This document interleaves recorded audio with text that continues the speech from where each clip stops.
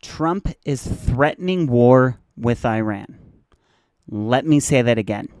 Trump is threatening war with Iran. Hi, I'm Dylan Shelby, and I'm running for Congress in Colorado's 6th Congressional District because it's about time we had leaders that stopped listening to the agendas of oligarchs. This past Friday, June 13th, Israel launched an assault on Iran in what they called Operation Rising Lion. In response to intelligence it claimed showed that Iran was approaching the point of no return in the development of a nuclear weapon.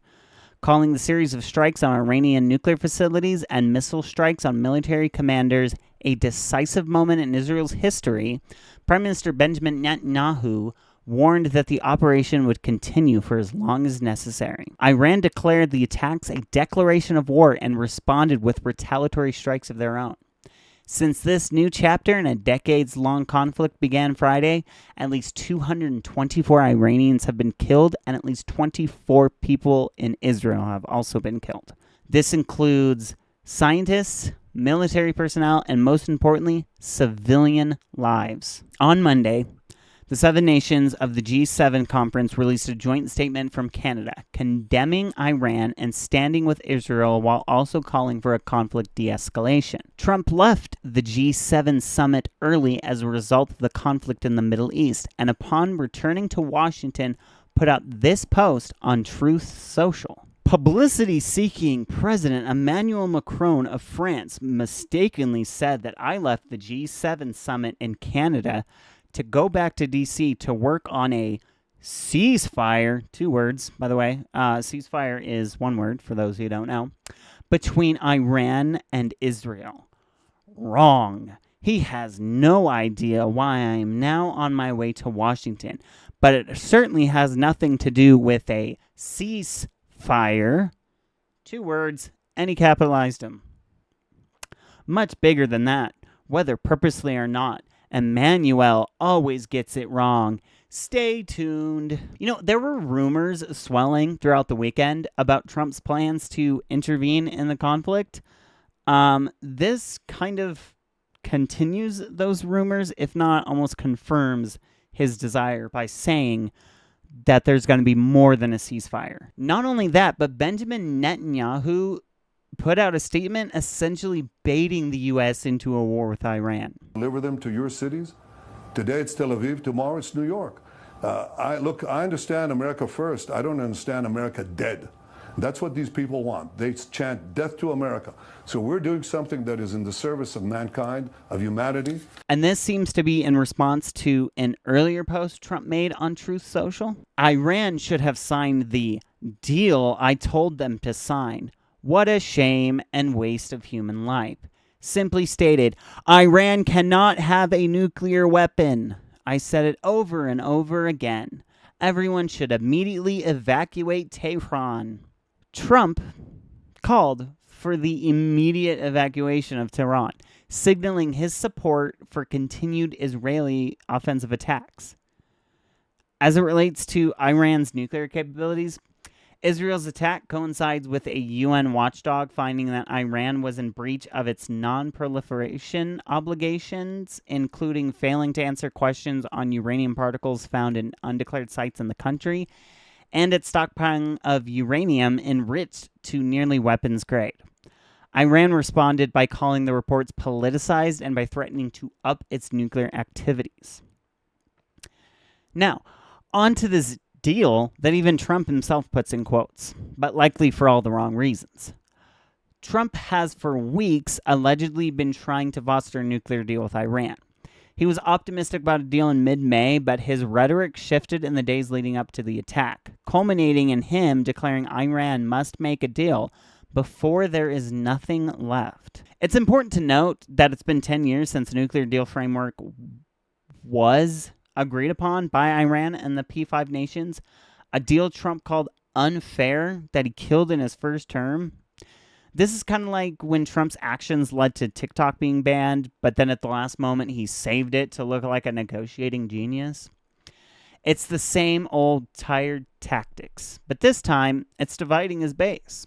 Trump campaigned on no new wars, and some MAGA Republicans are feeling cheated by the latest con. Because I guess the previous ones, including draining the swamp, weren't enough. Later, Trump posted to Truth Social that America first means Iran cannot have a nuclear weapon. America first means many great things, including the fact that Iran cannot have a nuclear weapon. Make America great again. This is an attempt to further fuel the rhetoric that getting boots on the ground of a proxy conflict halfway around the world is somehow putting America first.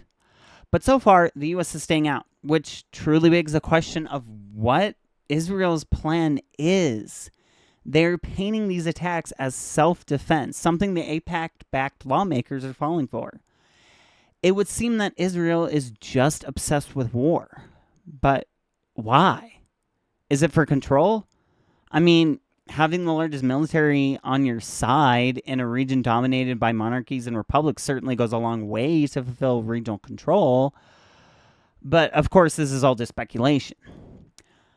Israel claims that they are only attacking sites connected to nuclear energy, but that just isn't true, as they literally attacked an Iranian state TV news station during a live broadcast.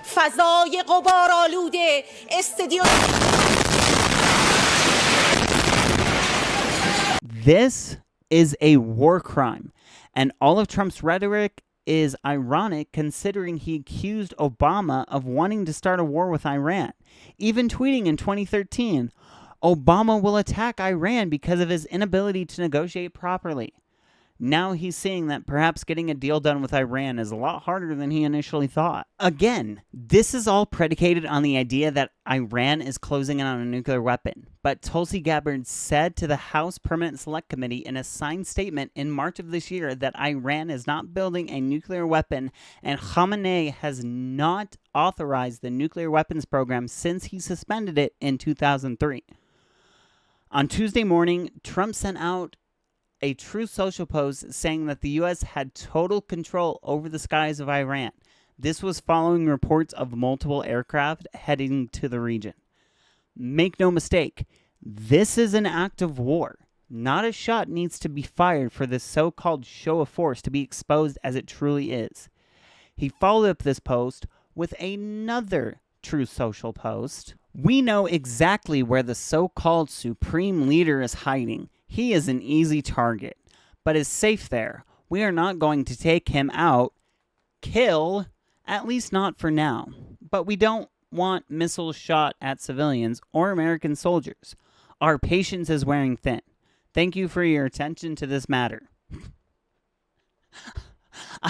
I love that he ends it like a professional email you're trying to send to HR, like you're trying to bring something to HR's attention, and you send it off with the signature, thank you for your attention to this matter. That's what it feels like. That's exactly what that feels like. Also, can I just say I love how he has to dumb down the phrase take him out for his base.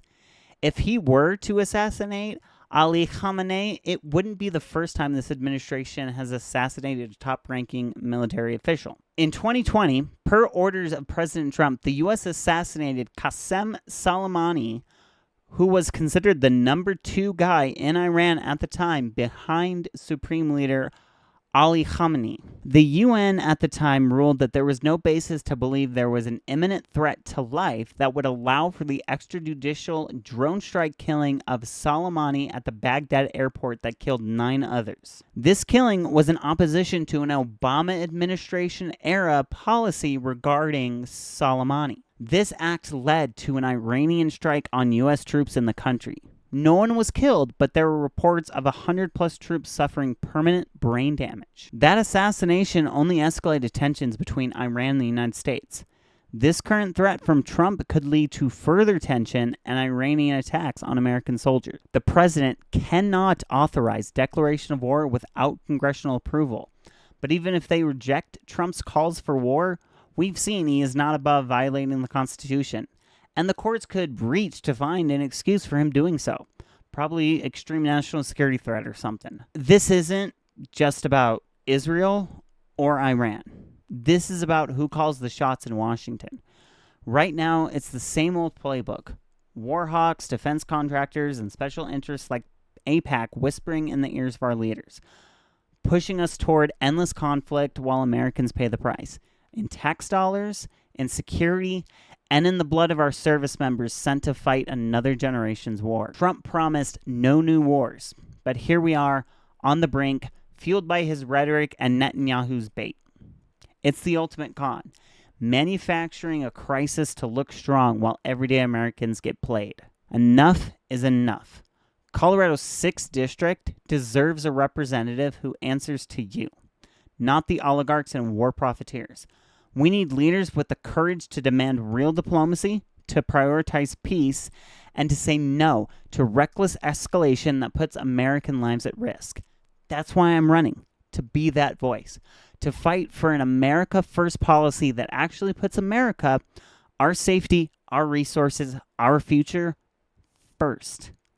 No more wars for profit, but I can't do it alone. If you believe it's time for new leadership that values human life over geopolitical games, leadership that stands up to the warmongers and the special interests, join us. Donate today. Help us build the campaign to win. Every dollar fuels our message of peace and accountability. You can visit my Act Blue donate page, which I will link in the description below. Volunteer. We need your voice, your time, your energy. Knock doors, make calls, spread the word. Sign up to volunteer at dylanforcolorado.com/volunteer. We also have a great Discord community serving as our volunteer headquarters. Even if you're not local, we have plenty of ways you can help out remotely. I will also link the Discord in the description below. Together, we can end the cycle of endless wars. Together, we can build real leadership for America's future. Get involved now at dylanforcolorado.com. This is our moment. Let's build a future of peace together.